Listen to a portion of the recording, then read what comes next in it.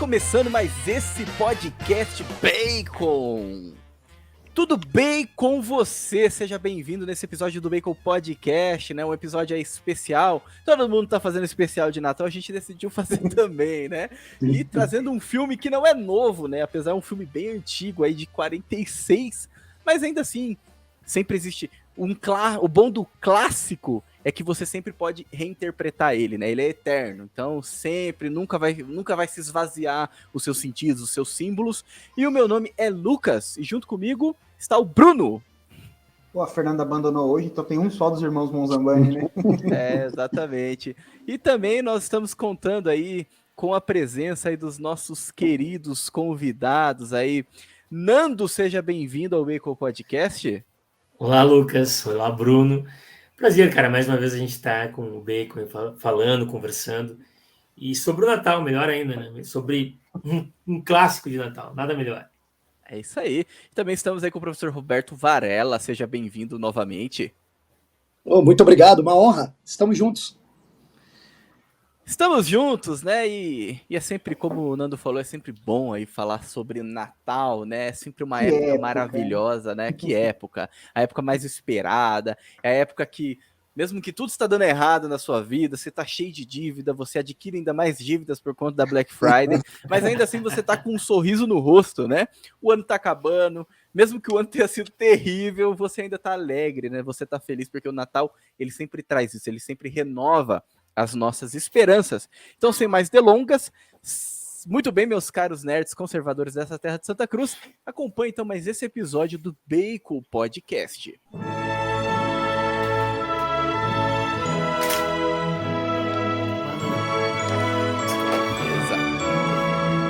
Então, Bruno, por favor, né, nos ajude então a entender o que nós vamos falar no episódio de hoje. Dê-nos a tradicional sinopse.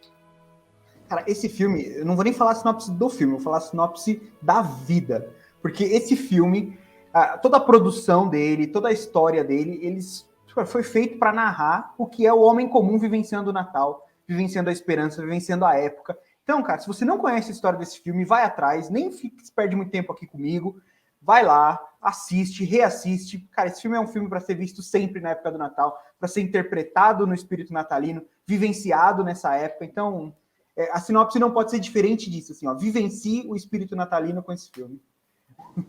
Exatamente, né? E assim, é interessante que o Bruno ele já logo trouxe, né, sobre essa questão do homem comum, né? E já falando já, né, do diretor dessa obra aí, que é A Felicidade Não Se Compra, né? Wonderful Life, né? Que essa tradução aí que não tem nada a ver, que depois a gente pode falar até um pouco sobre ela, né? Que é uma interpretação totalmente errada sobre o filme A Felicidade Não Se Compra. Mas o próprio Frank Capra, né, que é o diretor do filme, né, ele bebeu muito do Chesterton. Então, ele foi apresentado a esse grande autor, né, então ele bebeu muito, assim, dessa fonte, e ele traz nesse filme aquilo que o Chesterton fala, né, é o extraordinário homem comum, né, o extraordinário homem comum, que vive ali a sua vida comum, né? Então isso é muito profundo, né? Então o filme ele vai falar sobre isso, sobre uma vida comum, as consequências que aquela vida ela traz, né, para o mundo. O filme vai falar sobre conversão, o filme vai falar sobre encontro consigo mesmo, o filme, e acima de tudo, é claro, o filme vai falar sobre o espírito do Natal, sobre a esperança, sobre sim, ainda existe bondade, né, nesse mundo, sim, ainda existe amor, e o sentido também da nossa vida, né? A nossa vida, nós que somos vocacionados a viver o amor, né? A vocação de todo mundo é justamente o amor, né? Então é sobre isso que a gente quer falar hoje aqui, né? Falar sobre o Natal, mas também falar sobre o amor mesmo, né? O amor ao próximo, que eu acredito que seja a mensagem central dessa obra. Se vocês quiserem completar, fiquem à vontade. Maravilha. Cara, seguramente, assim, eu e o Varela, a gente já conversou algumas vezes sobre o filme A Felicidade Não Se Compra, e cada vez que eu tenho a oportunidade de falar sobre o filme It's a Wonderful Life, ou A Felicidade Não Se Compra, que, aliás, Lucas, assim, não é uma tradução realmente, né, literal, mas, assim, eu não acho das piores, cara. Não acho, assim, o título dos piores, porque é um título comercial, tá? E, de fato, ele é um título comercial. E ele envolve uma espécie de resposta àquilo que se fala sobre as compras, né, no Natal, nesse período. Então, quer dizer, o Natal tem uma coisa que ele oferece que não se compra, que é essa felicidade, essa esperança. Então não está tão ruim. Não sei se eu fui muito bondoso com o pessoal que escolheu o título aí, mas acho que não está tão ruim. De fato, cara, eu acho que é a obra-prima do Frank Capra, tá? Que é um diretor que já era vencedor do Oscar, por exemplo, quando lança A Felicidade Não Se Compra. Já é um cara que tinha experiência, então já tinha experiência nos principais estúdios, com os grandes atores do cinema, tá? E ele entra nesse roteiro, entra nesse projeto, investindo talvez a carreira dele, a vida dele, porque ele monta um estúdio próprio, né? Chamado Liberty, e aí então ele encabeça o projeto de um filme com uma conotação, com uma mensagem altamente cristã, extremamente simbólico, extremamente assim, dentro do espírito do Natal. E nesse momento ele, de alguma maneira, expõe tudo aquilo que é da sua vida íntima, do seu interior, daquilo que ele vinha tentando viver e passando. No início da década de 30, o Capra tem um contato, então, com a obra do Chesterton, como tu disseste, e esse contato modifica a vida dele, modifica de fato, e ele começa a transmitir isso para os seus filmes. Tá? Então ele tem um filme chamado Dama por um Dia, um filme de 33, um filme excelente, e com a May Robson, uma atriz que é uma australiana, de 70 e poucos anos, 76 anos, se eu não me engano, e ela é indicada ao prêmio de melhor atriz por esse filme, então na época, sendo a atriz mais velha a ser indicada para um Oscar, e a primeira atriz australiana a ser indicada para um Oscar. E é um filme muito bonito, é um filme de uma beleza assim, já diferente daquilo que a gente via no mainstream da época. É um filme que de fato quer falar algo do interior humano, que quer comunicar algo que é um valor mais profundo, que não é um valor aquele clichê, né, simples assim. Não, ele é um valor muito mais profundo, e começa a ser uma matemática, então, do Capra pegar personagens que são bons, que passam por situações difíceis, mas que através da graça, através da providência, através de uma ação de outras pessoas, da bondade de outras pessoas, de uma comunidade, alcançam um objetivo, e um objetivo assim que transcende, né, que faz com que a gente perceba que existe algo que os liga, não é algo realmente da terra, algo que está assim no imanente, mas é algo que vai para além disso. Então ele vai se aperfeiçoando, né? Vai sendo bons filmes, com bons atores, até que em 46, no pós-guerra, ele tem então essa experiência de chamar o James Stewart, que era um amigo, tá? Que também já tinha a sua carreira super consolidada, já era também um premiado, e então chama a Donna Reed e o Lionel Barrymore, que é um ator também sempre presente nas suas obras, e com eles ele compõe essa bela história que nos liga até hoje, né, com essa experiência do Natal, com esse espírito natalino que perpetua, né, por estes clássicos, né, que o Frank Capra nos oferece. Maravilha. Eu gostei da chamada, né, do filme, né, na passagem aí da sinopse, quando se diz que o filme trata a vida de um homem comum. E isso, obviamente, é um efeito do contato com o Chesterton. Todo mundo que já teve um primeiro contato com a obra do Chesterton sabe que, como bem disse aí o nosso amigo, é o extraordinário descendo ao homem comum, à vida ordinária. É o extraordinário descendo à vida ordinária. Só que quando a gente escuta isso, a gente corre o risco de achar que tratar o homem comum é tratar alguma coisa que não tem tanta importância. E é aqui que entra a grande jogada do filme. Porque o filme é o quê? O filme de Natal, certo? O que nos explica o evento chamado Natal? O evento chamado Natal, ele é explicado num primeiro momento como o nascimento de nosso Senhor Jesus Cristo. O que isso simboliza? Deus feito homem. O verbo encarnado. Só que olha que coisa interessante. Para que isso possa acontecer, esse evento que já existe desde a eternidade, mas que ocorre no nosso tempo histórico, num determinado ponto, para isso acontecer, é necessário um intermédio. Um intermédio de um ser humano. De um ser humano comum. Esse comum aqui entre 1000 aspas, porque obviamente estou falando de Maria. Maria precisou dizer sim. Maria precisou dizer fiat, faça-se. Maria teve de participar da maior criação de todas, em contraposição, inclusive, à primeira criação dos tempos, que é o fiat lux de Deus, sem a participação do homem.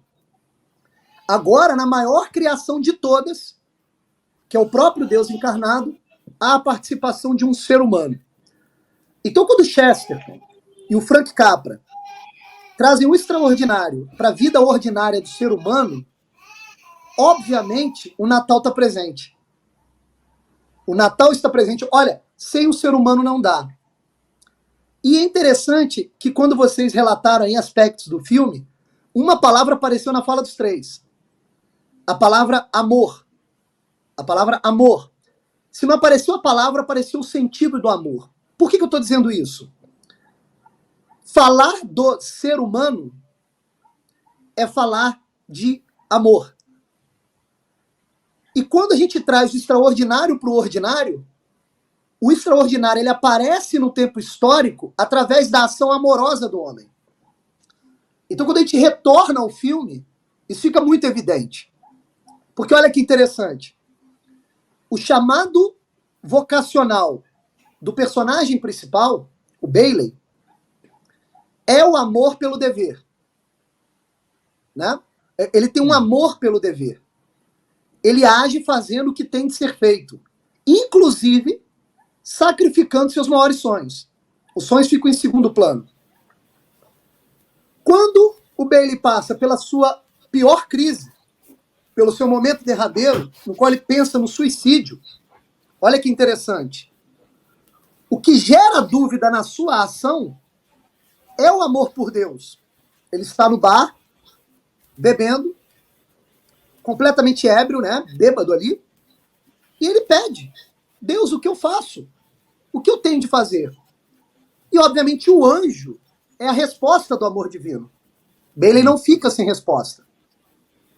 E a conversão e a recuperação do Bailey, ou seja, Bailey reconhecendo agora de fato a sua vocação, ele tinha um amor desinteressado pela vocação.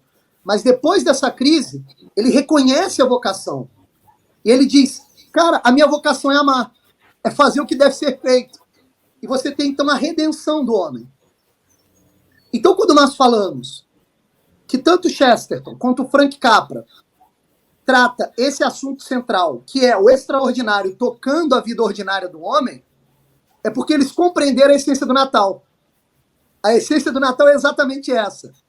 É a participação do homem ordinário, entre 1000 aspas, porque aqui a gente está tratando de Maria, que a gente tem que tomar muito cuidado aqui com as palavras, mas através da participação de um ser humano ordinário, que, no entanto, estava em sua plenitude, que é a própria Maria, nós temos a esperança de sermos melhores cristãos.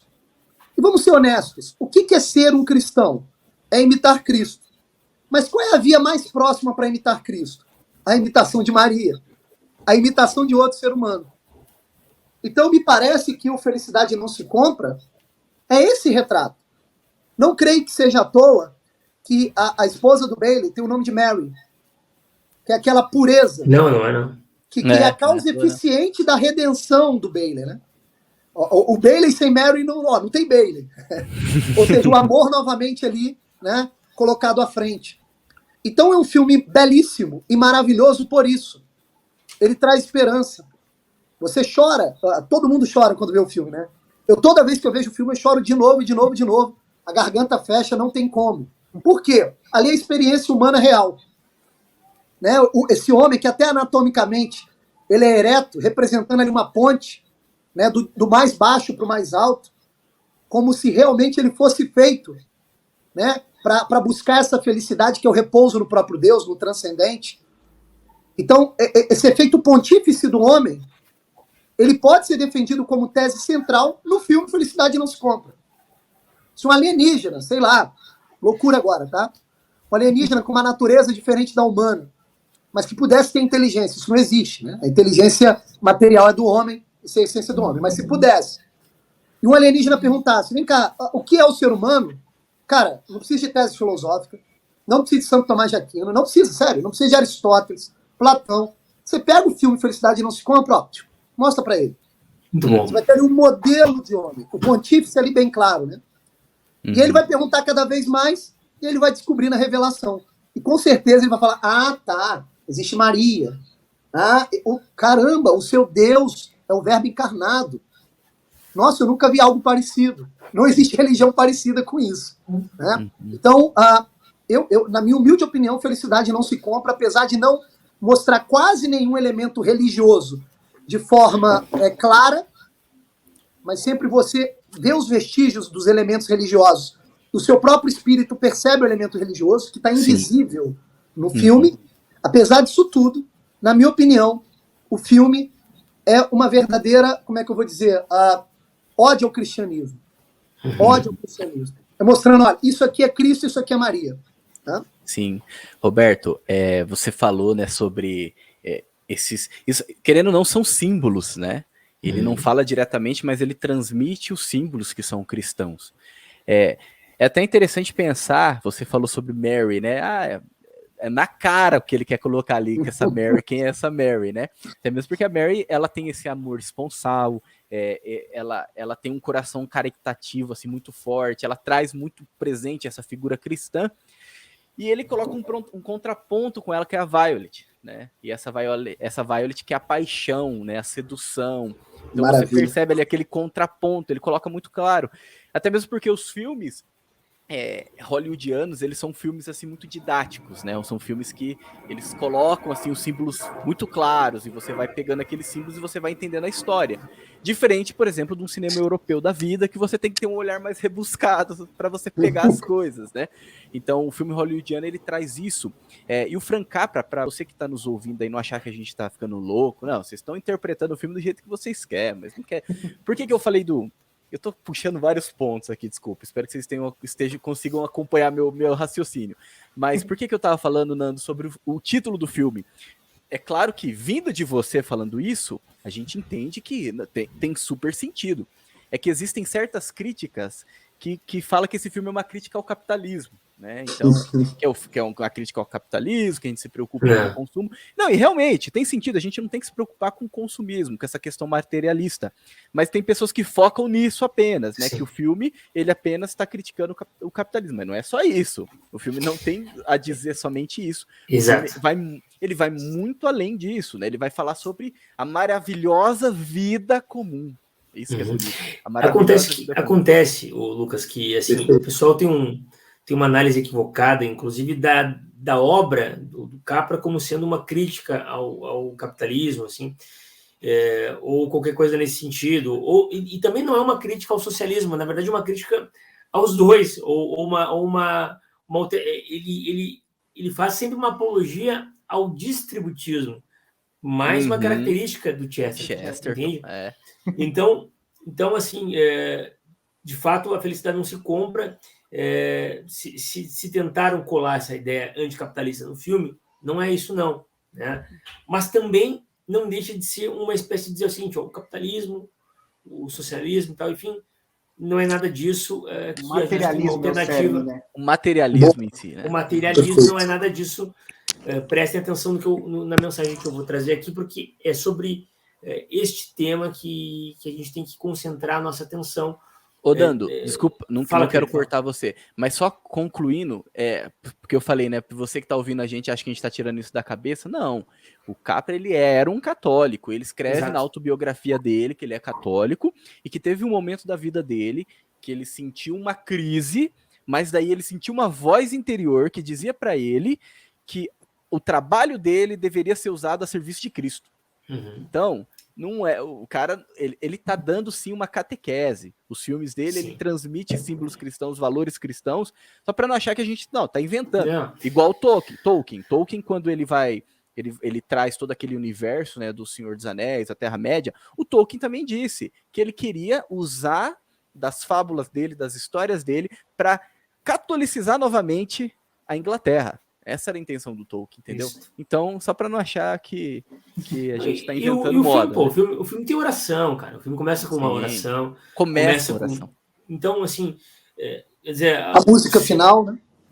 A música final. O cerne do filme é a experiência religiosa, assim, entende?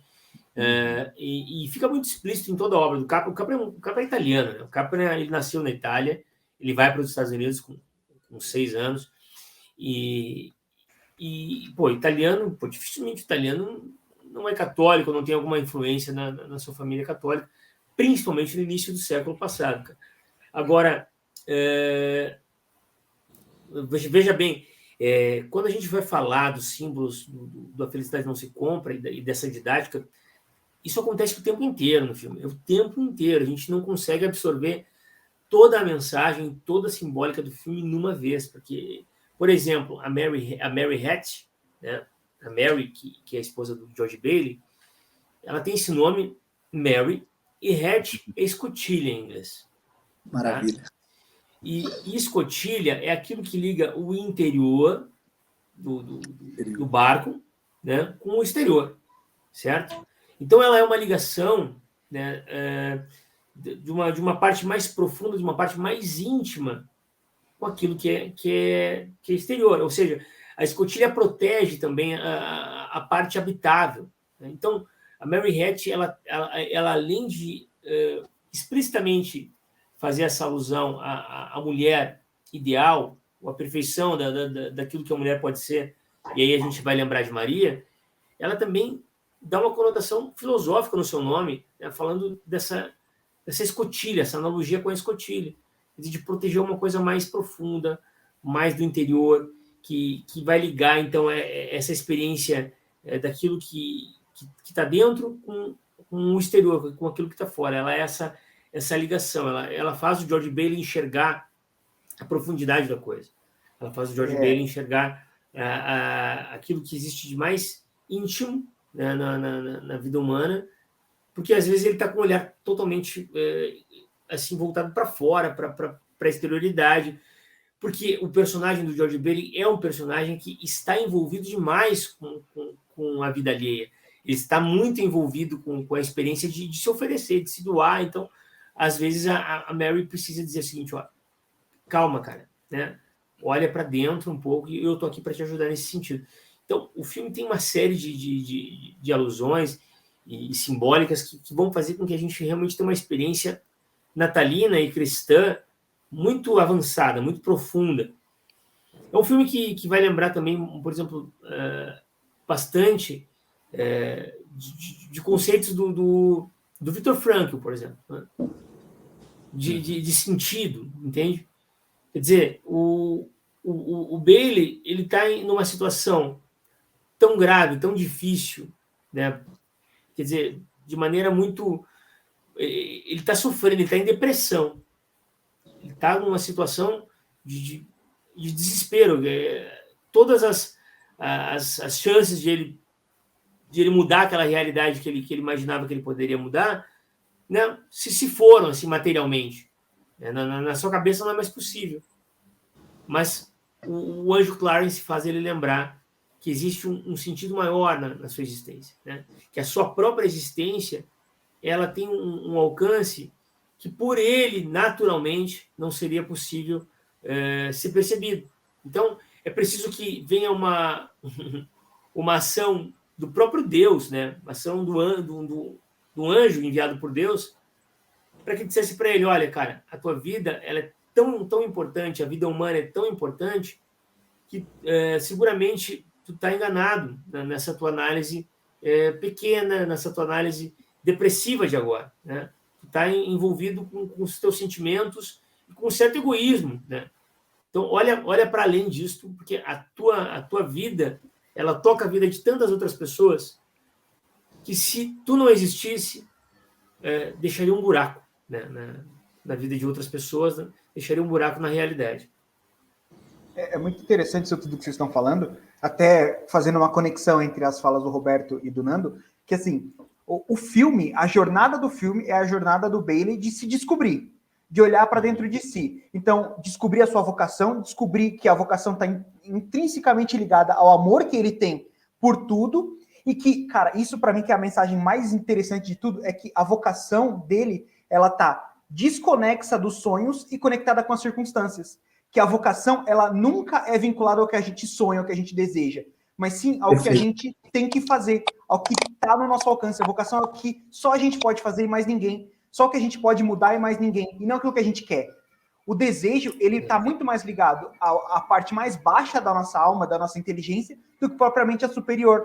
Então, a luz superior, que é o Clarence, que o nome também é muito simbólico, ela traz muito esse sinal para ele de que, olha, a sua vocação é a sua circunstância, é aquilo que você tem que fazer. E você tem que achar felicidade no que você tem que fazer, e não a felicidade no que você quer fazer. E a hora que ele começa a descobrir isso, a providência começa a agir de tal forma também na vida dele, porque as coisas estão se ordenando. Então a ordem entra na vida dele porque a vocação começa a ser cumprida e enxergada. E é aí que tudo começa a caminhar para aquilo que é a salvação da vida dele. Os nomes são muito simbólicos. A própria Violet tem um nome muito simbólico.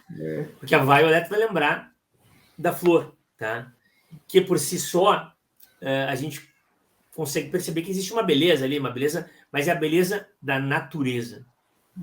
Veja que não é a beleza da alma humana ainda. É mesmo. Não é a beleza mais alta, mais profunda. Transcendente. Apesar de que esse tem um símbolo nas pétalas da Zuzu, né? Ali já tem o transcendente agindo, né? Que é impressionante aquilo. Que faz ter um apelo a Santa Terezinha e tal. Mas olha que interessante, né? Tem uma questão que eu acho muito, muito importante no filme, que é a questão da casa. A casa ela passa por um processo de transformação pela ação direta da Mary. Então, é engraçado bater nessa tecla, porque a mensagem é muito cristã. Da mesma forma que é necessário uma Maria Puríssima, que abriga nosso Senhor Jesus Cristo, é necessário uma transformação da casa, uma transformação do interior, para abrigar o melhor do George Bailey. De novo, Mary ali representando uma causa eficiente, importantíssima na conversão do personagem principal. Isso é muito bacana. Agora, sobre a questão da felicidade estar diretamente ligada a manter-se o sentido nas coisas do alto, que estão relacionadas àquilo que você tem que fazer e não o que você quer fazer enquanto desejo, isso também fica muito explícito quando o anjo Clarence vai mostrar para o Bailey como ficou a cidade depois que foi conotada a sua não existência. A cidade é toda em volta a desejos animais. Toda. Uhum. É a bebedeira, seguida da luxúria, da diversão, da bagunça, do caos. Vira um poço de lama. Então você tem ali o sentido real desses nossos desejos mais animais, né, que são representados ali pela filosofia perene como concupiscível e irascível, estão muito latentes nos personagens do filme, né, nos moradores da cidade, naquela cidade imaginada sem a presença do George Bailey. Existe um ponto fundamental no filme, que é quando o George Bailey está vivendo o seu inferno. Ele perdeu tudo, o mundo está desabando, ele briga com a família, ele magoa quem ele ama, então ele sai de casa E a primeira coisa que ele encontra depois de bater com o carro é o bar. Então ele vai para o bar, afogar as mágoas. Então ele apoia no balcão, as pessoas estão falando ao redor, ele não está ouvindo muito, né? Parece que o mundo ficou opaco para ele, parece que ele está num quarto escuro, né? Parece que ele não consegue escutar mais nada. Eis que ele manda uma frase que é a seguinte: Senhor, por favor, eu não sou de rezar, mas me dê uma saída. Ele fala algo nesse sentido. Esse eu não sou de rezar nos mostra um dado importante da biografia do George Bailey, que até então não ficou clara no filme. O George Bailey, ele não vive a igreja. Ele não vive os sacramentos. Ele vai na igreja com frequência, mas ele não entende muito essa questão de como se aproximar de Deus, de como ser amigo de Deus, de como ser filho do Pai. Tanto é que ele diz, eu não sou muito de rezar. Bom, peraí, sem a oração, sem esse contato verbal com Deus, não tem proximidade. Não tem proximidade. No entanto, ainda assim, o George Bailey nos mostra uma dimensão espiritual da sua existência. Por um motivo simples. Todo homem tem essa dimensão espiritual. Até o ateu tem essa dimensão espiritual.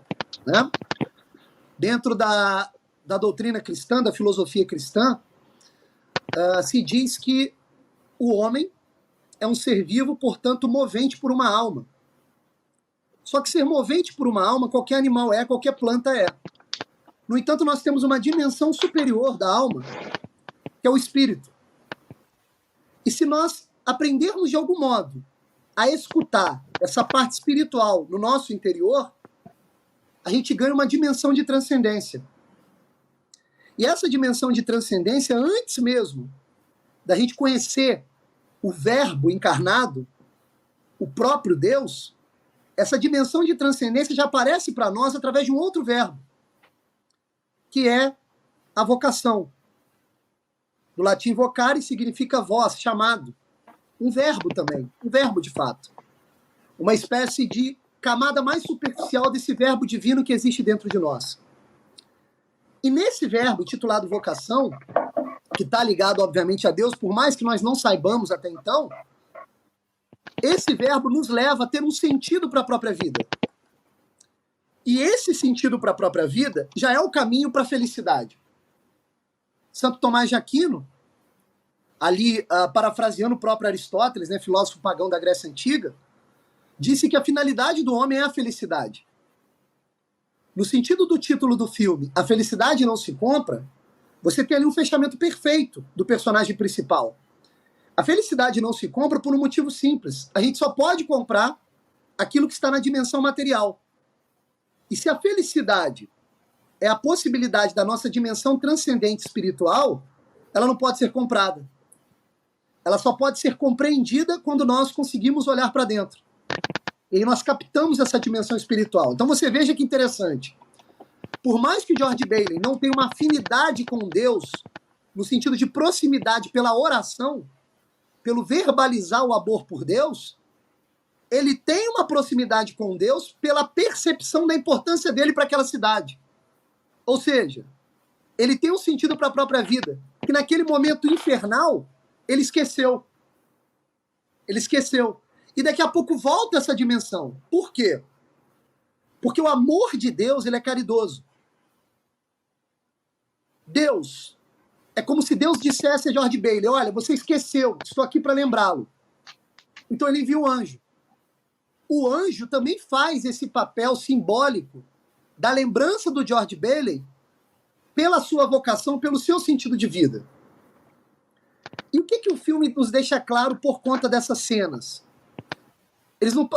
O filme nos passa uma mensagem muito interessante. Diz o seguinte, olha, sem sentido de vida, sem compreender a própria vocação, vai ser muito difícil suportar o mundo. Vai ser muito difícil suportar o sofrimento do mundo. Vai ser muito difícil você ser uma pessoa íntegra na sua existência. Então você veja, né? Quando se percebe a própria vocação e o próprio sentido de vida, é como se todos os seus aspectos pessoais se concentrassem num ponto. E você vivesse de maneira integral. Todas as suas características integradas num ponto. E esse ponto que estamos chamando de vocação ou sentido da vida é o primeiro passo em direção a Deus. É o primeiro passo em direção a Deus. Porque esse verbo que é a vocação, que é pessoal, ele já é uma espécie de espuma desse verbo mais interior ainda, que é o verbo divino, que é o Cristo tocando o nosso coração. Né? Então, o filme ele deixa isso muito claro. Esqueceu a vocação, esqueceu o sentido da vida, você vai viver o inferno e não vai suportar o inferno. Sua vida vai ter esse tom infernal. Né? E por que é importante concentrarmos todos os nossos aspectos num ponto único, com o sentido da nossa vida? Porque se você não faz isso, você vive uma vida pela metade. Você não vive uma vida intensa, atual, atualizada. Você sempre vai viver pensando no futuro que está para chegar, ou se lamentando por um passado, mas o presente mesmo, que é o atual, que é o ato de fato, você não vive com intensidade. Porque todos os seus aspectos não estão concentrados naquele ponto. E esse ponto, ele só pode acontecer, ele só pode sintetizar todas as suas vertentes e características de dois modos. Ou nesse primeiro aspecto, no qual você percebe o sentido da sua vida, a sua vocação, ou então com o auxílio direto da graça. Então você tem o auxílio indireto da graça, que é a vocação, e o auxílio direto da graça. Então, de certo modo, você tem que estar aberto para que Deus possa agir e você enxergue esse ponto. Né? Se a gente fazer uma analogia meio tola, tá? Diga. Não, só um rapidinho. Desculpa, não quero atrapalhar, sua linha está muito boa. Mas, que você vem falando, eu tô aqui. Né, olha aí o interessante que ele não só ele tinha esquecido da dimensão vocacional do sentido da vida dele, mas ele não tinha muita noção disso, porque essa proximidade com o sagrado, com a vivência religiosa, ilumina o nosso olhar para que a gente veja mais claramente a nossa vocação. Faltava. Então, não só ele não só tinha esquecido, como ele não tinha isso tão claro. Então, ele voltou a lembrar, mas ele deu um passo além depois. Né? Perfeito. Eu acho que esse ponto é muito bom. Assim. Não estava grudado na alma, né? Não estava carimbado. Ele tinha lapsos, né? Estava meio na penumbra. Perfeito. É isso aí. O George Bailey, quando ele tem esse vislumbre da realidade a partir da sua não existência, é muito interessante que ele tem uma grande experiência de Deus e uma experiência que facilitaria a nossa vida se a gente seguramente a tivesse também, porque facilmente a nossa atenção ela dispersa. E quando a gente vê ações boas, ações diversas na vida, a gente tem muita dificuldade, muitas vezes, de imaginar que existe uma origem única para as boas ações, para o bem, para a realidade concreta, para aquilo que de fato é o homem, né? Para aquilo que de fato compõe a vida do homem na sua substância. Apesar de a gente ter um aspecto de vida psicológico, social, pessoal, a gente tem uma vida que ela é muito diversa nas suas camadas, nas suas vocações, nas suas capacidades. A fonte é a mesma. Isto não é muito fácil da gente compreender assim, num primeiro momento.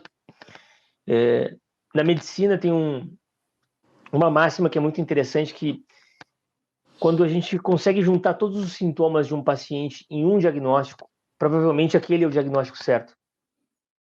Então, quando nós conseguimos dizer que, olha, essa doença, ela traz essa característica de dor de cabeça, febre, vômitos, problemas na pele, enfim, tal, e aparece uma doença que reúne todas essas características, todos esses sintomas, então, provavelmente é este o diagnóstico.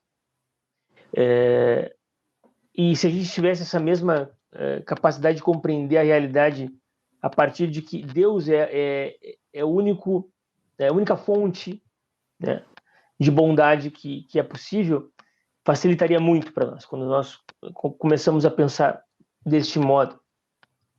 E eu acho que essa experiência do George Bailey, filmada pelo Capra, seguramente baseada na experiência do Charles Dickens, de Um Conto de Natal, ela reúne essa condição de fazer com que a gente pare e perceba que existe um fio condutor da nossa vida.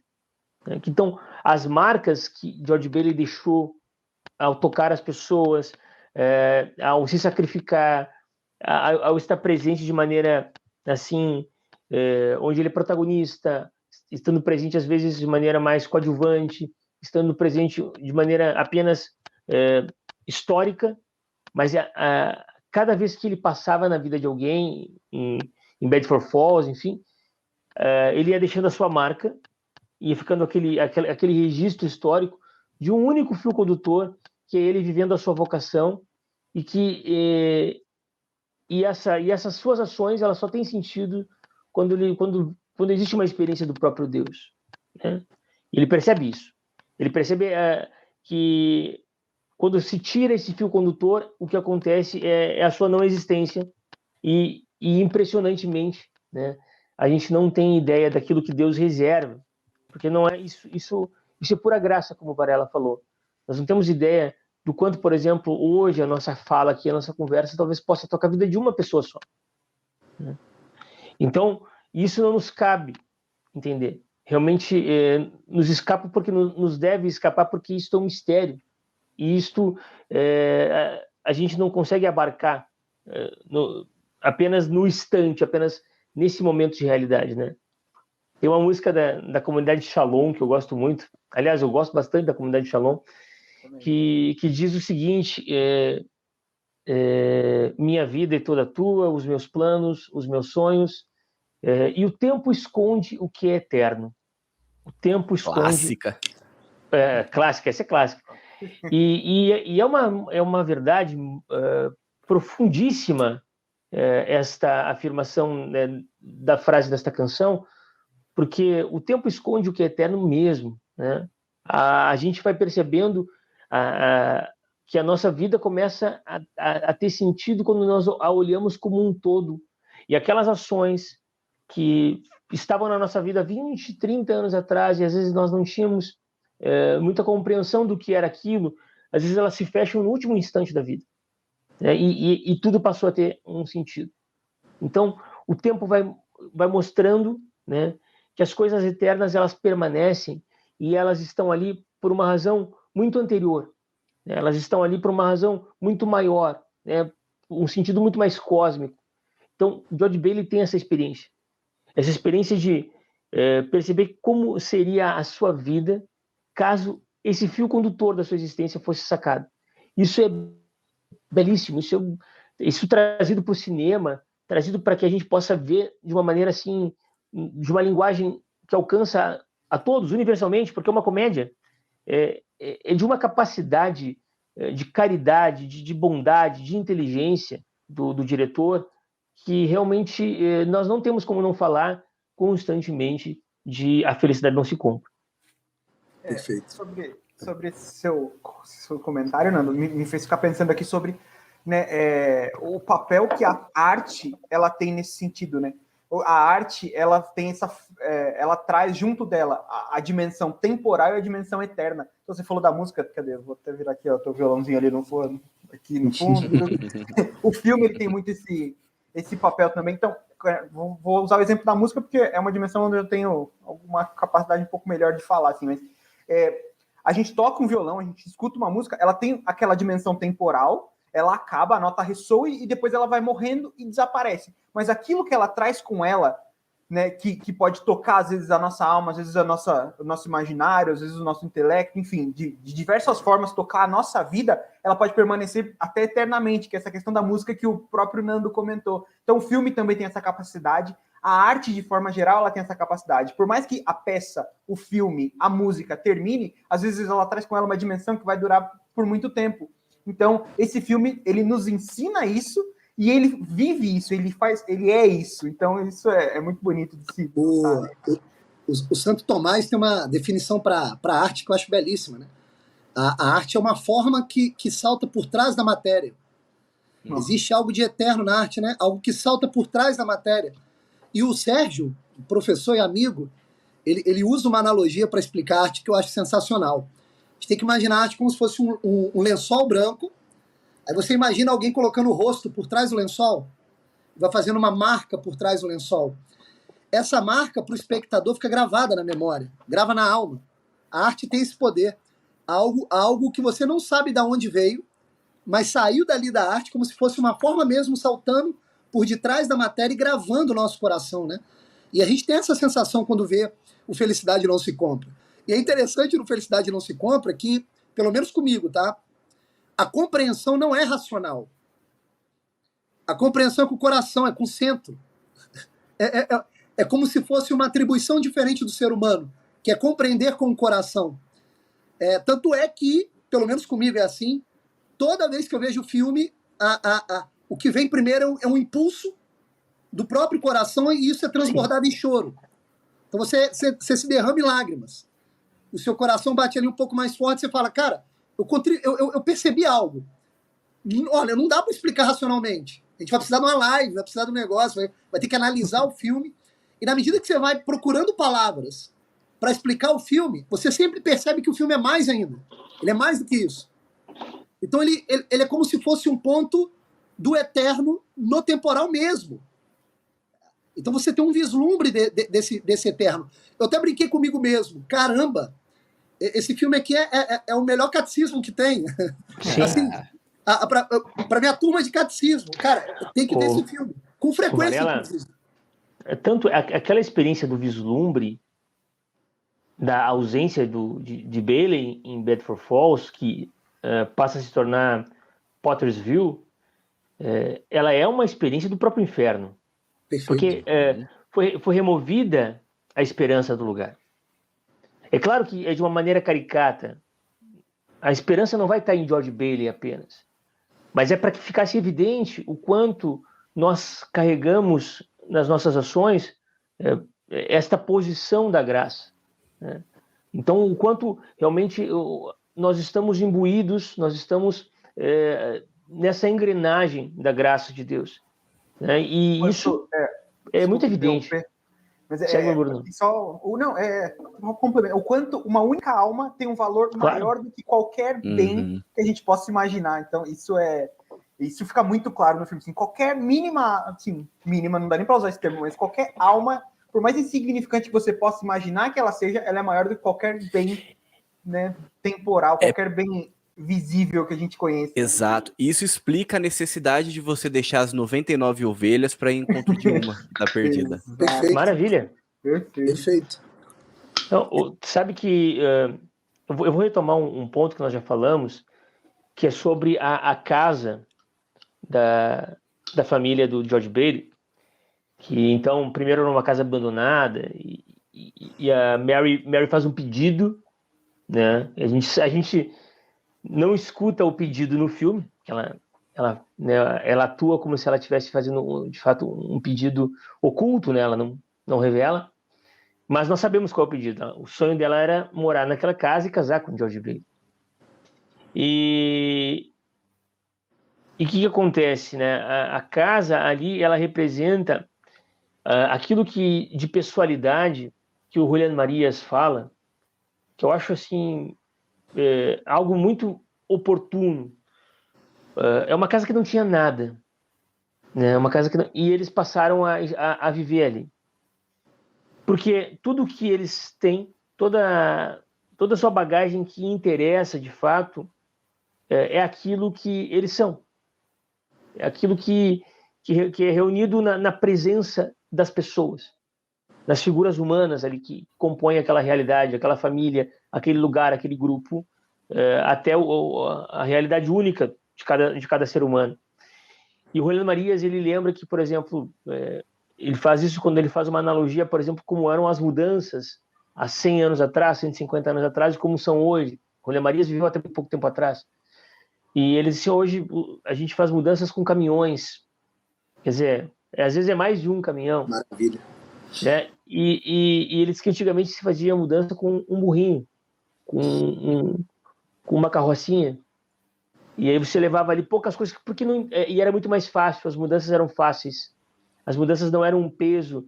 Quer dizer, aquela frase que diz, mudança é tão difícil, Não era tanto, Uhum. porque na verdade as pessoas levavam muito poucas coisas, elas não tinham as suas atenções voltadas nas coisas, mas era na realidade humana presente. Isso o cinema das décadas de 30, 40 e 50 traz de maneira muito brilhante, porque ali nós não temos tantos efeitos especiais. Nós temos que concentrar a nossa atenção nas relações humanas que são travadas entre os personagens. E isto é de uma beleza, de um brilho que nos atrai. Nos atrai porque a gente percebe, olha, existe algo diferente aqui que eu não vejo hoje nas relações, inclusive não vejo no próprio cinema. Perfeito. E falando dessa questão das mudanças, até de uma experiência própria, né? Eu acho que eu já comentei com vocês, não sei se foi nessa gravação, mas talvez na outra. Eu já tive uma vida missionária, né? Eu já fui membro de uma comunidade, já, né? Uma comunidade missionária, uma nova comunidade, né? No caso. E eu lembro que a gente, tipo, tinha poucas coisas, né? Então, para você se mudar, porque como era missionário, você era enviado de um lugar para o outro, né? E eu lembro quando eu fui, inclusive, enviado para o Rio de Janeiro, aí para a terra do Varela, né? E eu cheguei a ser outra cultura, né? Outro clima totalmente diferente. Eu lembro até hoje, chegando ali na zona oeste do Rio de Janeiro, né? O lugar mais quente do, talvez ali do Brasil, né? Não, tô brincando, né? Do Brasil não. Muito quente.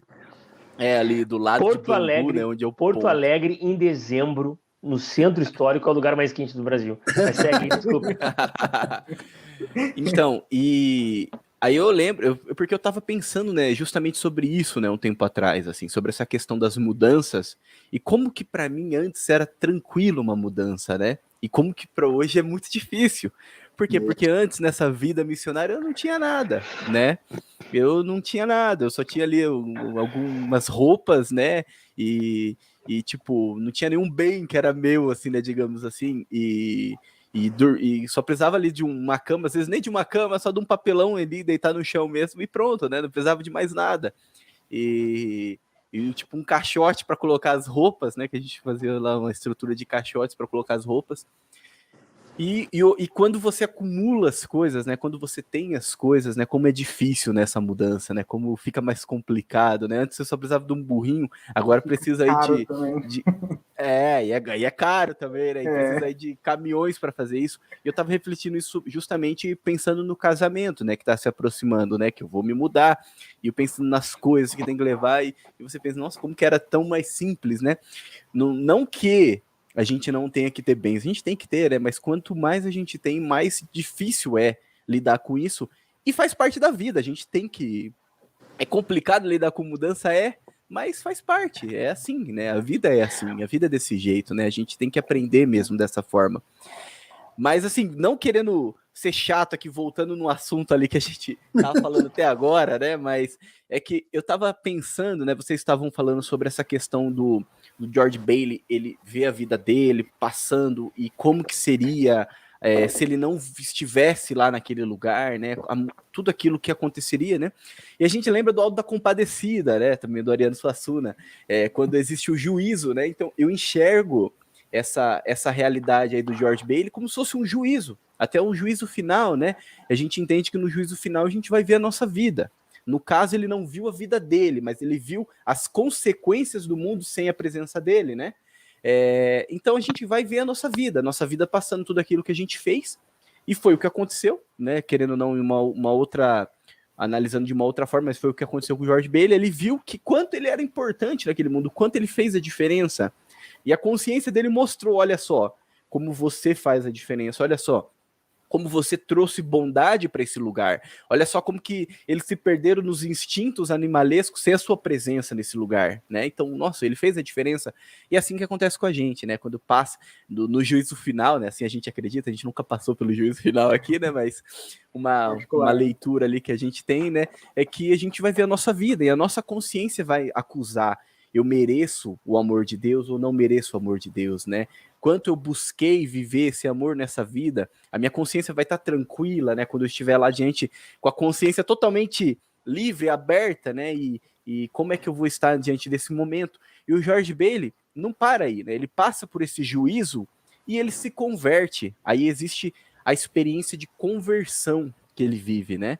Na verdade, esse juízo é uma confissão que ele faz, né, essa experiência de confissão. Depois a gente pega lá Santo Agostinho que criou, né, essa narrativa filosófica, né, que é a confissão, e talvez aí depois dos clássicos, né, o principal, né, um principal filósofo, né, talvez aquele principal filósofo aí do Ocidente depois dos clássicos, né, mas ele meio que inicia essa narrativa, né, essa experiência de confissão, onde o intelector lá é o próprio Deus, né, e depois dessa experiência, né, dessa narrativa, dessa confissão, né, que o George Bailey ele vive, ele se depara com êxtase, né?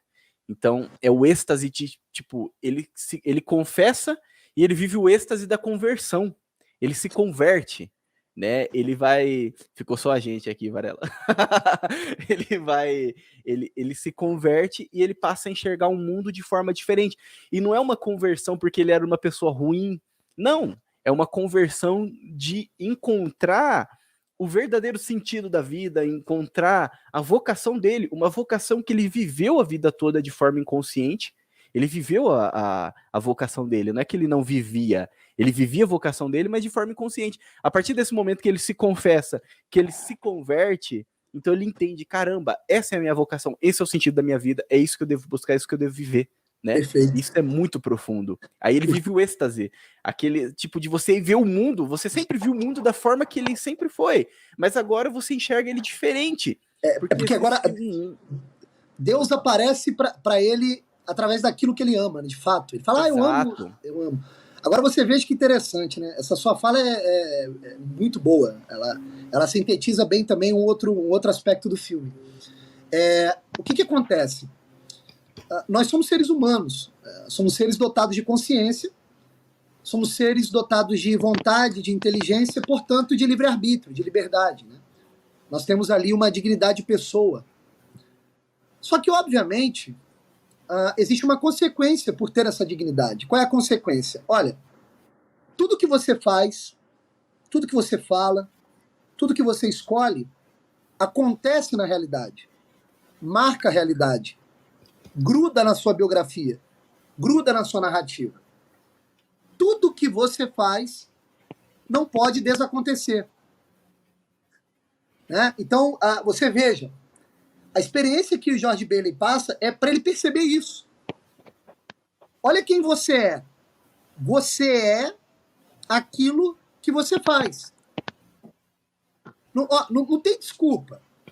Você é aquilo que você faz. Isso não desacontece.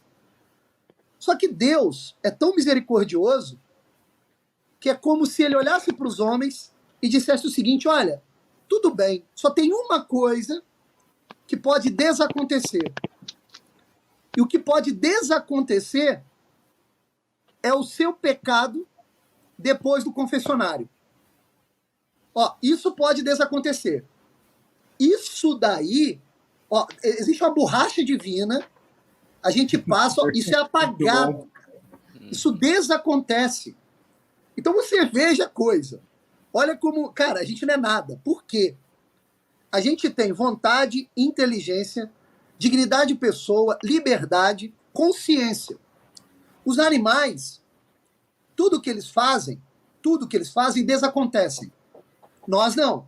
Tudo que nós fazemos acontece e gruda na nossa alma, na nossa biografia. Só que olha como é que a gente não presta, cara. Ainda assim, com todas essas características que Deus nos deu por graça, por amor aos homens, nós pegamos tudo isso e a gente joga no lixo. Fala, quer saber, eu quero viver como cachorrinho. Quero viver chafurdando na lama. Quero ver pelos instintos. Só que a gente esquece que todas essas características de ter consciência dos próprios atos não some. Aquilo está acontecendo e marcando a nossa alma. E Deus, por misericórdia, fala assim, olha, como você não sabe viver, meu filho, toma aqui uma tecnologia. Qual a tecnologia que ele dá? O confessionário, cara. O sacramento da confissão. Que é uma das coisas mais maravilhosas que existem. Você se confessa, o seu ato de escolha equivocada desacontece por uma graça divina. E Deus te chama de novo. Fala, vamos recomeçar, homem novo. A casa nova do George Bailey, percebe? Até que o negócio da escada não incomoda mais. Até que o negócio da escada faz parte dele, ele aceita o que ele é. Cara, isso é de uma maestria do filme que é genial. Fazendo aqui a analogia com a casa, aproveitando, tá? Quem é que arruma a casa? É a Mary. Ela que arruma a casa. Ela que é a casa para George Bailey. Ela é o receptáculo. Assim como Maria, que com certeza durante a gravidez consumiu trigo e uva. E que compreende ali a graça para o próprio Cristo, ajuda, auxilia o próprio Deus na concepção material do Cristo. Isso é sensacional no filme. Porque a casa também faz esse invólucro positivo. Aqui dentro não, George Bailey. Aqui dentro, cara. Aqui dentro eu só quero o melhor do George Bailey. Tanto é que quando ele está vivendo o inferno da vida dele, ele começa a dar patada nas pessoas que ele ama, a própria imposição da casa, a imposição da família, diz, aqui não. Aqui você não pode fazer isso. Sai, A gente não quer o pior George Bailey, a gente quer o melhor. Se não for o melhor, a gente não aceita. A casa já é essa imposição. Essa imposição. Olha que interessante, né? Maria tem que ser imaculada. Porque ela tem que contribuir com a criação do próprio verbo. Como se fosse ali um recorte. Fala, olha, até a materialidade de Cristo, ela é perfeita. Isso é sensacional, né? Então esse filme também traz essa noção que é interessantíssima, né? Cara, muito bom. Eu vou pegar dois ganchos aqui, mas um eu só vou fazer assim lembrar dessa cena final onde o Varela falou que ele tá dando patada em todo mundo em casa e tá a família lá, eles estão organizando o Natal. Vocês lembram disso, né? Eles estão organizando o Natal, os filhos estão reunidos, estão com o piano, as crianças estão muito felizes. E o quanto aquele momento é bonito. E o George Bailey é salvo por aquilo que ele construiu a vida inteira. Ele construiu aquele lar, ele construiu aquela atmosfera.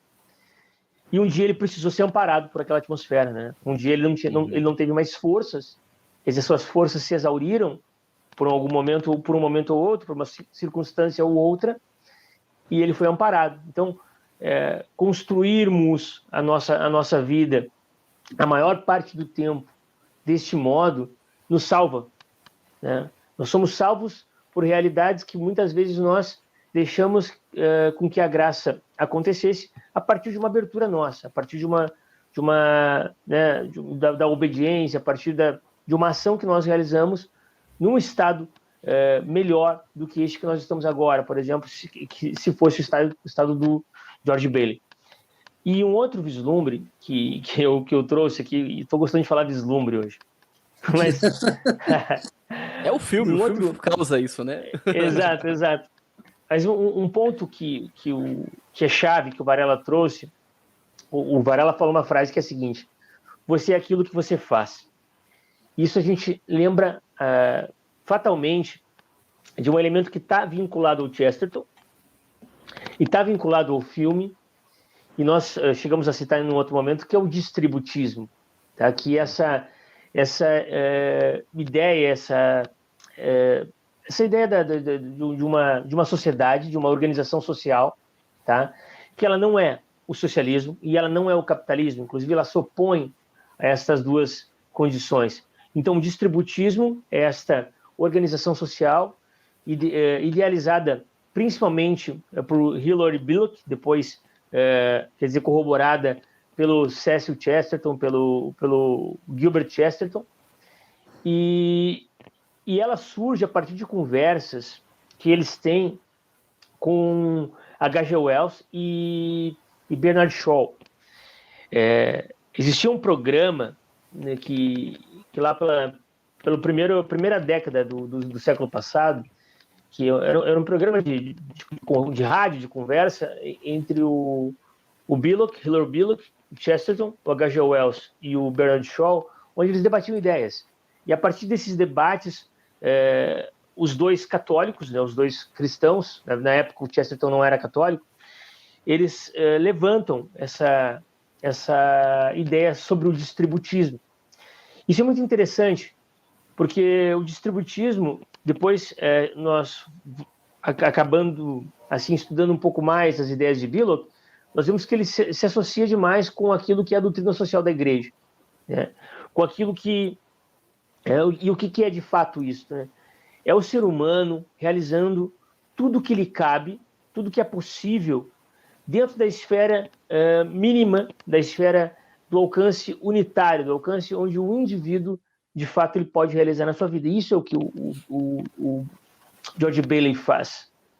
Quer dizer, a partir dali, então, ele de uma realidade pequena, de uma pequena cidade, nós vemos a ação de um homem, de uma empresa, de uma cooperativa, onde eles vão alcançando, sem a ajuda do governo, certo? E sem essa ideia de fins lucrativos assim descontrolados, né? Sem aquilo que é o mais fundamental no capitalismo, que é o lucro, né? Quer dizer, sem essa ideia do lucro absoluto, claro que o lucro para que se mantenham as coisas, e sem essa coisa de que todos têm que fazer a mesma coisa, que todos têm o mesmo direito. Não, as pessoas elas têm que fazer aquilo que lhes cabe, que lhes é possível, mas é a partir de um ou outro indivíduo que coisas importantes, que realidades fundamentais se estabelecem na vida de outras pessoas. Então é pela iniciativa da família, por exemplo, do George Bailey, que muitas outras pessoas têm uma moradia. É a partir da iniciativa do George Bailey que muitas pessoas são salvas da crise, né, que a gente sabe que assola aquele período, né, na realidade dos Estados Unidos. É a partir da figura de George Bailey que muitas pessoas são salvas, inclusive na sua história. O seu irmão é salvo, por exemplo, de morrer quando criança. O seu patrão, aquele que era o farmacêutico, é salvo, por exemplo, de matar alguém e se preso e ir para a cadeia. Então, a gente vê que um indivíduo vai tocando a sua realidade de maneira muito, muito autêntica, muito, como é que eu vou dizer para vocês, muito concentrada na sua realidade, muito pessoalizada, e ele vai fazendo tudo o que é possível que um indivíduo faça. E por que eu falo isso? Isso é tão interessante com a comparação que nós fazemos acerca das realidades sociais hoje. Voltando à frase do Varela, você é aquilo que você faz.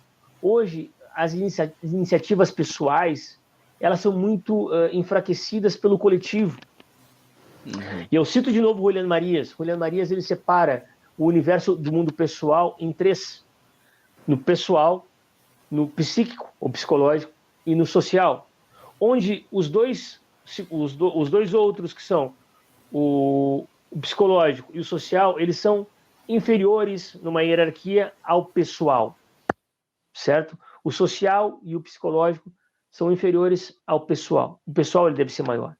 O que acontece é que hoje se sobrepôs de uma maneira absurda o social, talvez colocando ele acima de todos os outros, ou pelo menos colocando os três em equilíbrio e em equidade, para que todos fossem iguais, e aquilo não é uma equidade de fato, porque a equidade se caberia aqui só se nós colocássemos o pessoal no lugar dele. O fato é que as pessoas não têm iniciativas importantes, não fazem realizações importantes na sua vida, todo mundo é muito mais ou menos parecido, e nós não temos ideias que salvam outras pessoas de fato. Né? Perfeito. Então, o filme ele lembra desta capacidade de um indivíduo, de uma ação, de uma realização de uma pessoa poder salvar a realidade de tantas outras. Né?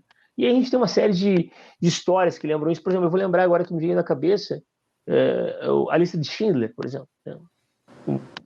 A gente vê aquele filme maravilhoso, né, que o Oskar Schindler ele salva a partir da sua realidade, dentro do seu contexto, com a sua compreensão, uma série de pessoas da morte, porque ele fez tudo o que era possível naquele momento, e só ele poderia fazer. Então, a gente vai lembrar de tantos outros. Isso é fundamental, isso é uma mensagem muito central do filme.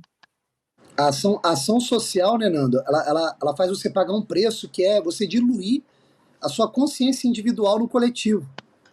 Quando você dilui sua consciência individual no coletivo, você deixa de assinar a sua obra. Você deixa de agir de forma pessoal com o seu eu mais central. Né? É muito comum hoje em dia você escutar coisas do tipo assim, não, sei lá, eu não dou dinheiro para quem me pede, porque, cara, eu já contribuo com tal instituição. Uhum. Então você tem ali uma isenção de responsabilidade pelo fato de que a sua ação ela ficou à mostra para todo mundo, mas ao mesmo tempo a sua consciência individual se diluiu no coletivo. É isso que as pessoas não estão percebendo. A ação social ela é importante, mas ela nunca pode estar acima, como você bem disse, Nando, a ação pessoal, por um motivo muito simples. Na ação coletiva, por mais que a minha ação fique mais à amostra, a minha consciência individual ela se dilui. E eu deixo de agir com o centro, com o meu coração, com o meu eu. E passo a apenas obedecer um movimento daquilo que é imposto socialmente. E é nesse sentido que você muito bem disse, cara. É porque, assim, quem já trabalhou com comércio sabe do que eu estou falando, né? A minha esposa, por exemplo, ela tem um restaurante, né? Então a gente trabalha com comida. Isso aqui é interessante a gente saber, muito, muito legal. E às vezes a gente é convidado para algumas instituições para a gente participar de algumas obras de caridade. Aí a gente vai conversa com o sócio aceita, beleza, beleza. Aí de vez em quando acontece de alguém lá pedir comida, né? Um indivíduo. É muito engraçado, cara. Porque a primeira vez que a gente foi ajudar, a outra pessoa que trabalhava com a gente não compreendeu, falou, mas espera aí, você já contribui lá. O que tem a ver com essa ação aqui? Ela não compreendeu por quê. Essa segunda ação, que é individual, quando alguém pede, essa é a mais importante. Porque essa daí, você não precisou de algo te movimentando. Você tem que se movimentar, você tem que agir com a vontade. Você tem que agir com o seu centro decisório. Você tem que agir com um esforço que brota de você. Então a ação pessoal depende do esforço. Por isso que eu creio, tá? Isso aqui é uma tese minha, tá? Eu não sei se ela está correta. Ok? É um achismo, vai. Por isso que eu creio que as ideologias fazem sucesso, tanto sucesso hoje em dia. Assim. O que as ideologias fazem? Elas prometem um paraíso no qual você não precisa arcar com as consequências. Uhum. Você não tem sua assinatura pessoal. Você se dilui no coletivo, pega ali um pacote pronto de certas ideias e segue esse rumo, segue a boiada. Então você sempre está de boa. Você aparece quando a coisa dá certo e você se esconde no coletivo quando tudo dá errado. Então não há uma vontade agindo, não há um esforço individual. Perceba que no filme George Bailey, ele se esforça, ele age por ele, sai de dentro dele. Ele se arrisca, ele perde. Se arrisca. Ele perde, ele renuncia. E o interessante, aqui, ó, vou fazer uma referência pro pessoal do Bacon aqui, acerca do distributismo, que diz que provavelmente influenciou o Tolkien, no Senhor dos Anéis, na ideia dos hobbits no condado. Onde todas as pessoas que ali moravam, elas se conheciam. Quer dizer, eles sabiam quem era quem, eles sabiam quem era intruso no condado, né? As famílias, elas tinham ali uma estrutura e um jeito de ser que fica muito marcado quando a gente vai lendo a obra. Quer dizer, tal família é de um jeito e tem essas pessoas que ali moram. Então, ainda que tu não soubesse exatamente quem são cada um, assim, na sua profundidade, não eram estranhos, né? Nós sabíamos, os moradores do condado, eles se conheciam e sabiam daquilo que era o mais central nas suas famílias, quem eram as pessoas que ali estavam. Isso identifica de uma maneira muito clara para o Tolkien, né, e essa influência acerca do distributismo, de que uma pessoa, um indivíduo, né, é capaz de grandes coisas, de coisas fantásticas, a partir dessa realidade muito próxima, né, dessa pessoalidade tão marcada, ao ponto de que o Frodo, um hobbit pequeno, fraco, inclusive até de aparência covarde, ele salva o mundo, né, a partir da sua decisão, da sua coragem, claro, com todo o contexto que a gente sabe da história. Quer dizer, Tolkien, ele percebe que é a partir, às vezes, de figuras que têm uma aparência fraca, uma aparência, às vezes até, quando nós olhamos com a perspectiva baixa, né, com uma certa assim, fragilidade, com uma certa desconfiança, mas a partir dessas figuras, quando nós sabemos que elas estão enraizadas na realidade, que elas sabem quem elas são, que elas têm a capacidade de entender o quanto a sua figura e a sua pessoa ela tem uma história, ela tem um contexto, que estas pessoas realmente podem grandes coisas, talvez transformar realidades profundas porque a sua iniciativa, ela permanece de uma maneira muito genuína. A sua iniciativa é algo que não está manchada, que não está maculada, por exemplo, por essas ideologias que cabem, por exemplo, ao socialismo, ao capitalismo, ao nazismo, enfim, e todas as ideologias que nós conhecemos hoje. Nós não estamos nesse oba-oba de vamos todo mundo, mas tem o selo, como diz o Varela, tem a marca, tem a assinatura de cada um. Perfeito. Interessante, assim, as pessoas falam tanto hoje da dualidade entre capitalismo e socialismo, se opondo e o tempo todo focado nisso, que elas não percebem que essas duas formas econômicas, muito entre aspas aqui, de lidar com o mundo, elas têm um mesmo cerne. Elas têm uma mesma coisa muito, muito próxima. Elas colocam como se fosse muito sobrepostas, muito distintas, mas que elas têm o mesmo cerne, que é o materialismo, no final das contas. Então, é interessante como o materialismo é o cerne das duas ideologias, das duas formas econômicas de se ver o mundo. E o distributismo, e essa forma individual, essa forma, né, de se ver a pessoa, já muda, porque você está falando da pessoa, você está olhando para a pessoa, você está lidando com o que tem do ser humano, a essência do ser, né? E não aquilo em que o material que compõe ela ou que faz parte dela, mas a pessoa em si. E isso, de fato, quando você olha numa visão econômica disso, ela ainda tem que se sobrepor, né? Porque não importa, como a gente falou lá atrás, né? A alma, ela é sempre mais importante do que qualquer bem material, né? Então, olhar para a alma sempre vai ser mais importante, até quando a gente fala em economia, até quando a gente fala em organização social. É porque parte da perspectiva da natureza do homem equivocada. Você pega o capitalismo e o socialismo, eles olham para o homem de uma forma equivocada. Eles dizem o seguinte, olha, o homem é um ser trabalhador, que com o seu esforço produz riqueza. Porra, vem cá, essa é a definição do homem que vocês dão? Ah, não é possível, cara. É só isso. Você entende? Então, você parte desse pressuposto, dessa premissa, e constrói toda uma ideologia através de uma visão completamente fragmentada do homem.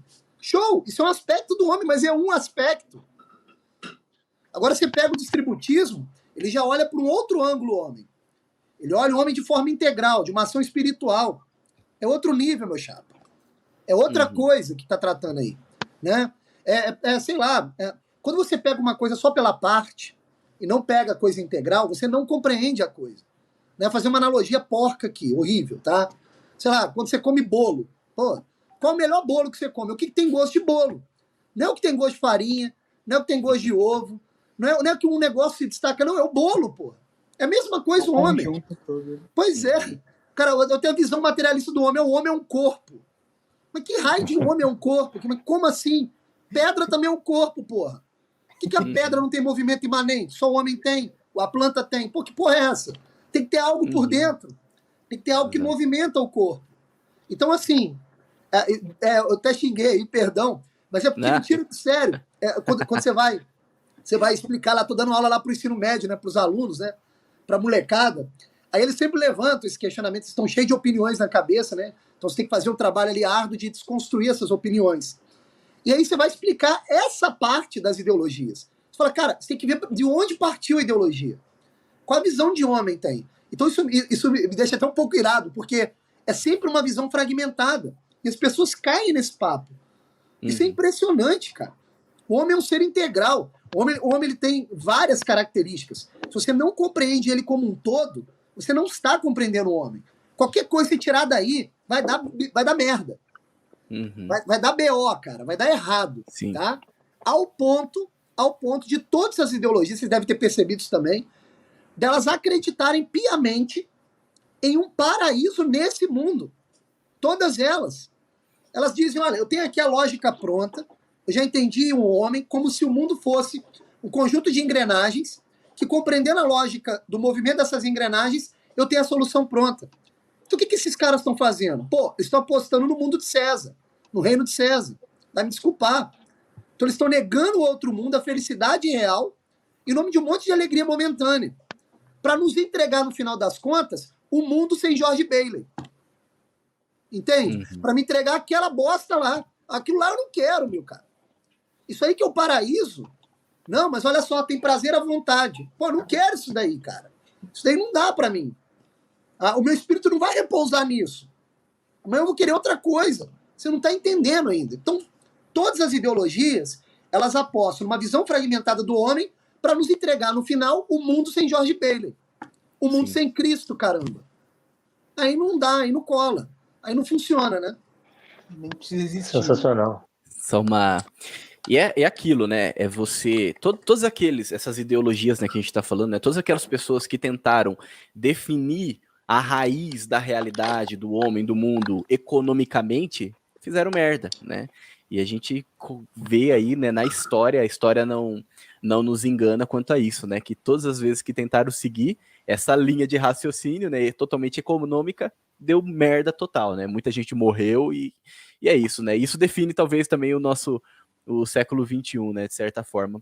Gente, agora vamos caminhar para a conclusão, porque o Bruno, logo mais, ele também vai precisar sair, tá bom? Então, o que eu também. Eu vou puxar... Ah, você também? Ótimo. Eu vou puxar aqui uma linha trazendo ali para o Natal, aí daí cada um faz a sua colocação, fique tranquilo, pode fazer sua colocação, e daí a gente já entra já na votação, pode ser? Ótimo. Então tá bom, então. Então, deixa eu só marcar aqui, porque isso aqui depois eu tenho que cortar, né? Não, eu marco porque depois quando o vídeo vai pro YouTube, né, tem algumas coisas que eu corto. É que no vídeo no YouTube eu não faço muita edição, né? Só esses pontos assim mais específicos, tá bom? E os xingamentos então, assim, também. Não, isso aí não, pra quê? É para chocar mesmo, tem que chocar a galera. Mas tudo isso que a gente trouxe, né? Tudo isso que a gente falou, e talvez eu acho que toda a narrativa, né, desse filme, né, A Felicidade Não Se Compra, ela traz essa conclusão, que é aquilo que a gente pode ver também, né, no Evangelho, né, quando Nicodemos ele pergunta, né, para Jesus, mas viu, como pode um homem nascer de novo? Né? E Jesus ele fala, mas ninguém pode entrar no reino de Deus se não nascer da água e do Espírito, né? O que nasce da carne é carne, mas o que nasce do espírito é espírito. Então, é o que acontece nesse filme, por incrível que pareça. É quando o George Bailey ele cai na água para salvar, né, o Clarence, ele vive essa experiência de batismo e ele renasce então do espírito. E quando ele volta, né, para o mundo, nesse êxtase, ele vive essa experiência de conversão, a gente pode até trazer essa reflexão de Platão sobre a caverna. Então, o George Bailey, ele sai da caverna, e é isso que é o espírito do Natal. É isso que o Natal faz com a gente. É você sair da caverna, certo? Você se deparar com a realidade, com o mundo da forma que ele é, você se espantar, né? O espanto, o desvelamento, né? Aquela alegria, aquele êxtase, com caramba, esse é o mundo, né? Eu até então só vivia de sombras, mas é isso, essa é a realidade. Aí eu volto para a caverna. Porém, Platão ele diz que quando volta para a caverna, ninguém quer sair, né? Ninguém quer sair do comodismo, ninguém quer sair ali daquela experiência de ver sombras, e ninguém acredita no homem que saiu da caverna. Mas quando o George Bailey ele volta para a caverna, o mundo inteiro, a realidade dele, vive essa experiência de conversão também. Então também contrapõe Platão, né? Com o mito da caverna. Porque o George Bailey ele volta para o mundo, e quando ele volta, as pessoas então começam a se ajudar. As pessoas, então vive aquela experiência. E é isso que o Natal faz. O Natal faz a gente sair da caverna, voltar e conseguir convencer as pessoas também de saírem da caverna. Essa é a experiência de Natal. É a experiência de conversão. Luz, né? Exato. É a experiência de conversão e você trazer a luz para as pessoas e as pessoas também viverem essa experiência de conversão com essa luz. Então, no final do filme, todo mundo começa a fazer a sua contribuição para tirar o George Bailey daquela dívida. Né? E isso eu acho muito bonito do filme. Belíssimo. Ali você vê a questão do amor, né? O amor fica claro, né? O amor, ele você dá e você tem mais, né? Quanto mais você dá, mais você tem, né? Assim, eu acho que a palavra ali da cena final do filme só pode ser amor, né? É porque você vê que as pessoas estão felizes e você vê que as pessoas estão agindo por vontade. Isso é interessante, elas chegam com um sorriso no rosto. Então elas estão agindo com vontade. Elas saem delas para confraternizar com o George Bailey. Olha aqui, George Bailey, estamos com você. É o amor, é a amizade, de fato, né? Então o filme é muito bonito por isso, por essa cena final.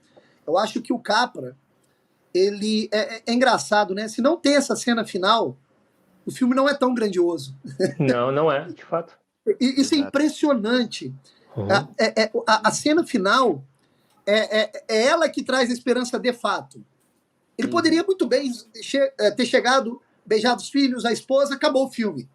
Seria um filmaço ainda, mas, cara, o pessoal chegando, o pessoal vindo das suas casas, enfrentando o frio, trazendo todo aquele dinheiro, o irmão dele chegando, a música, os anjos, né?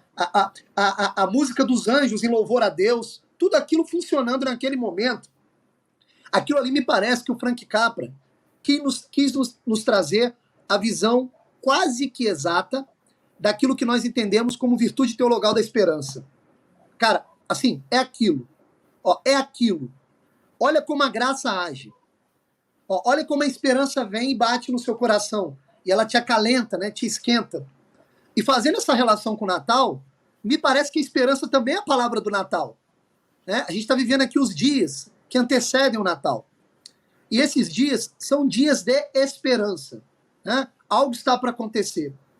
E é muito importante que nós estejamos atentos para a gente perceber esse calor no coração, que é o próprio Cristo que está tocando nele, falando assim, olha, prepara aí a gruta para eu repousar.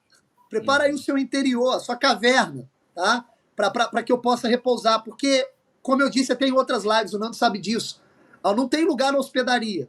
Não tem lugar nas hospedarias, só tem lugar aí dentro de você. Então você tem que abrir a casa para que ela esteja arejada para que Cristo entre. Então isso é muito bem representado no filme. A casa está arejada e esse arejar da casa é preparado pela Mary. Repito, a Mary prepara a casa, como Maria prepara o berço para Cristo. Né? E isso é muito, muito interessante. Então as pessoas se sentem convidadas a entrar pela pura pulsão do amor. Então todo mundo que está atento na cidade vai entrar na casa de George Bailey. Vai estar lá para trazer o seu presente, como os Reis Magos. Né? Então você tem ali várias referências nas quais a esperança é a palavra-chave. Você tem um amor que aquece e a esperança que chega, que vem. Deus, né? A virtude teologal, doada diretamente pela graça divina. Então acho que é essa palavra final aí para o filme, né? Que eu acho belíssima realmente essa cena marcada, né? Eu gosto muito do A Felicidade Não Se Compra por uma série de motivos, mas o elemento central, né, do Natal, ele é realmente a grande atração do filme. A gente percebe ali o envolvimento do próprio Capra com o Evangelho de João, com o Evangelho de Lucas, que são esses evangelhos mais misteriosos, mais místicos. A gente percebe essa fácil compreensão claro, nunca completa, porque, como eu falei, como eu falo sempre, a gente tem que sempre dar abertura ao mistério, e o nascimento do Cristo, ainda que nós consigamos alcançar muito, é sempre um mistério para nós, porque o verbo se encarna, o verbo eterno, ele vem até nós, e nós não temos como calcular a compreensão disso. E o fato é que quando o verbo ele vem até nós num determinado momento, do ponto do curso né, do tempo, da existência, esse dia não pode ser como os outros, esse tempo, esse período não pode ser como os outros, porque antes de Cristo morrer por nós e nos dar salvação, nos dar a condição de sermos, de termos a nossa alma remida, de termos a nossa vida unida definitivamente com Deus, o ato da caridade, o ato do amor, da misericórdia do próprio Deus para conosco, ele começa no nascimento do Cristo, né? Quer dizer, a doação da cruz, ela começa lá no Natal. E fica muito evidente isso no filme, né? É a camada mais profunda, né? Muitas pessoas podem ver o filme e não ver dessa maneira. Vem aquela esperança meio importante, meio bonitinha de Natal, tá, onde todo mundo compartilha dessa mesma ideia, mas tem uma camada mais profunda, uma camada que fala de uma esperança que faz com que uma pessoa ela deixe de tirar sua própria vida, né? Faz com que uma pessoa ela perceba que a sua existência está vinculada a algo muito maior, né? E que a eternidade ela passa de uma maneira muito concreta neste período do Natal, né? Nós vemos que existe ali uma abertura no Natal, né? E o filme começa com uma oração de Natal, com todos os paramentos, indumentárias ali da casa, por exemplo, do Bailey, árvore de Natal e tal, as crianças todas envolvidas com esse espírito. E então, quer dizer, para ficar muito marcado, para ficar muito explícito que é este período, que é esta data, que é aquela noite, certo? Porque é a noite da esperança, de fato. É a noite onde nós percebemos, meu Deus, se não fosse dessa maneira, não seria de outra. Não teria como ser de outra. Nós não estaríamos, né, nós estaríamos perdidos. Então, a esperança acontece em A Felicidade Não Se Compra a partir de uma perspectiva muito mais profunda, né, do que talvez aquelas pessoas que veem de modo desavisado.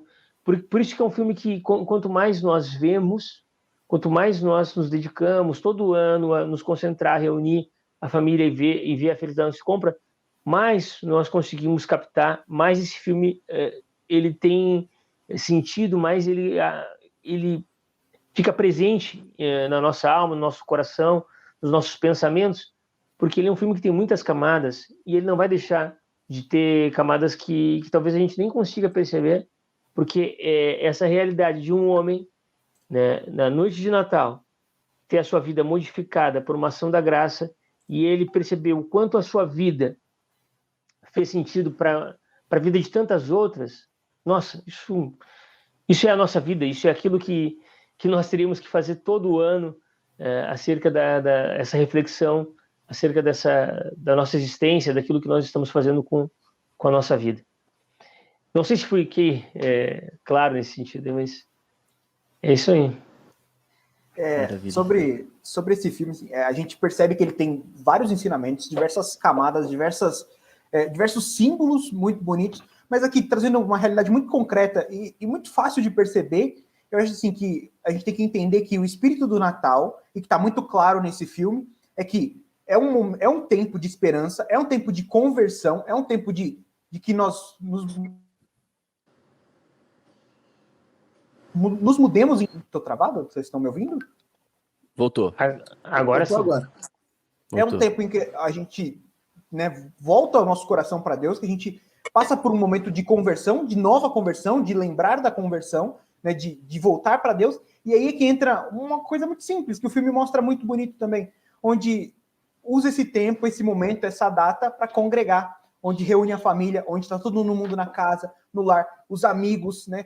Toda a família, todos aqueles que participam da sua vida, tem um momento especial, tem um lugar nessa mesa, um lugar nesse, né, para celebrar esse momento interno de conversão e de voltar o olhar para Deus. Então, que é um momento que não se vive só, é um momento que não se vive, apesar de toda a experiência individual com Deus, é um momento em que ela precisa sair de você e que os outros participem dela, né? Esse filme deixa muito claro naquele final também.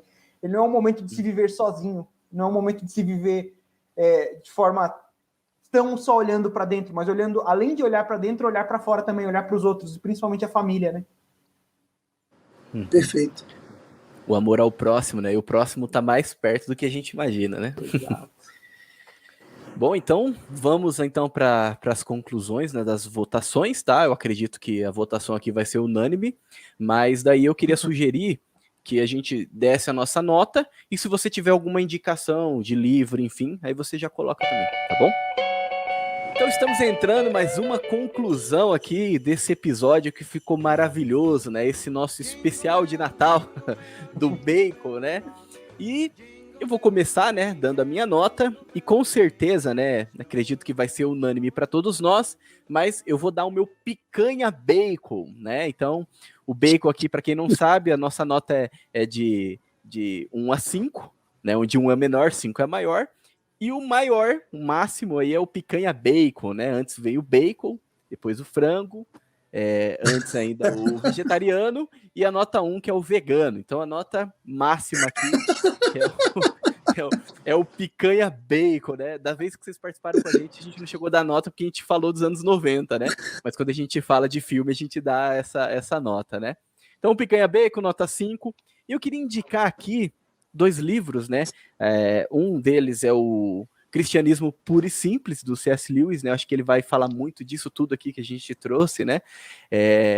Vai falar também, é interessante que ele também tem uma crítica ali sobre o dualismo, né? O bem e o mal, é muito interessante. Vai falar sobre a família, sobre essa harmonia, né? Entre todos, essa harmonia, né? Também que mantém aí a sociedade. E dentro disso, né? Também dessa questão aí da harmonia, tem o livro também do Richard Weaver, né? Que é o Ideias Têm Consequências, e também que vai falar um pouco sobre isso, né? Então fica aí as minhas indicações e a minha nota 5, nota máxima. Bruno, por favor, qual é a sua nota? Cara, por tudo que a gente falou aqui, se eu der menos do que picanha bacon, eu sou muito incoerente. E eu não gosto disso, então não precisa nem justificar. Tá muito claro que se você chegou até aqui, você já sabe, né? Maravilha, então. Vamos lá. Quem quer começar aí dando a nota? Professor. Professor, nota 5, óbvio, picanha bacon. 5 picanha bacon. E eu deixo aqui como dica de leitura A Vida de Cristo, do Venerável Fulton Sheen. Todo mundo tem que ler esse livro. Esse livro é impressionante, tá? Narra ali a biografia de Cristo de uma maneira sensacional, com uma profundidade simbólica, ao mesmo tempo que a linguagem é super fácil. Eu acho que é um livro aí que deve ter convertido muita gente, tá? Porque eu tô lendo, relendo, e fazendo inclusive uma série de lives com meu amigo Mike sobre o livro, né? Sobre os primeiros capítulos do livro. É imperdível, todos têm de acessar. Eu soube sobre esse livro, eu soube um detalhe interessante. A Madre Teresa de Calcutá andava com esse livro debaixo do braço. E aí toda vez que ela percebia alguém que estava próximo da conversão, mas faltava aquele empurrão, ela dava o livro e depois comprava outro.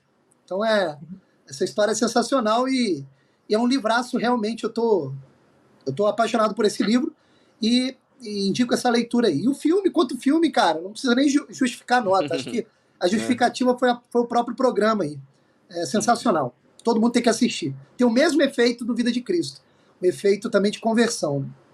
Maravilha. Nando, será que você vai dar uma nota menor ou vamos ser unânimes? Por favor, qual é a sua nota? Pô, gaúcho que não associa coisa boa a picanha Cara, picanha bacon, né, tia? É sensacional, cara. O filme é um dos filmes da minha vida, uma das obras que realmente impactam a minha vida profundamente. E tenho certeza que cada vez que mais pessoas conseguirem assistir A Felicidade Não Se Compra, partilharão da mesma ideia de que é um filme que realmente pode transformar a nossa vida.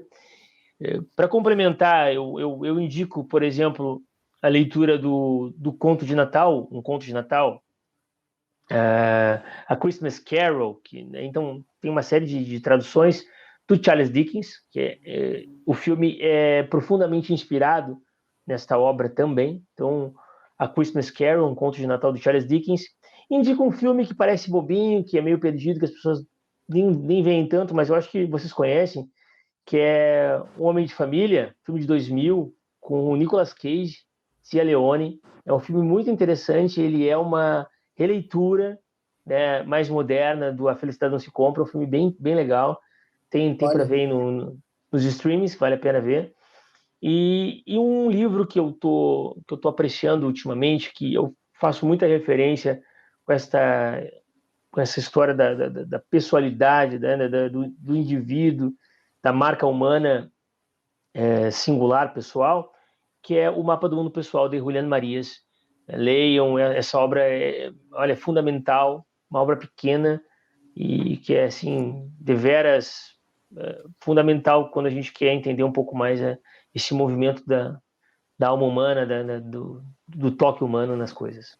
Maravilha. Mostra o livro também do Chesterton lá, que você falou. Opa, também sobre tá aqui, ó. Certo? Consegue ler? Um esboço de sanidade. Esboço? Maravilha. Opa. Esboço de sanidade. Fica o contrário. No... É o contrário. Tá.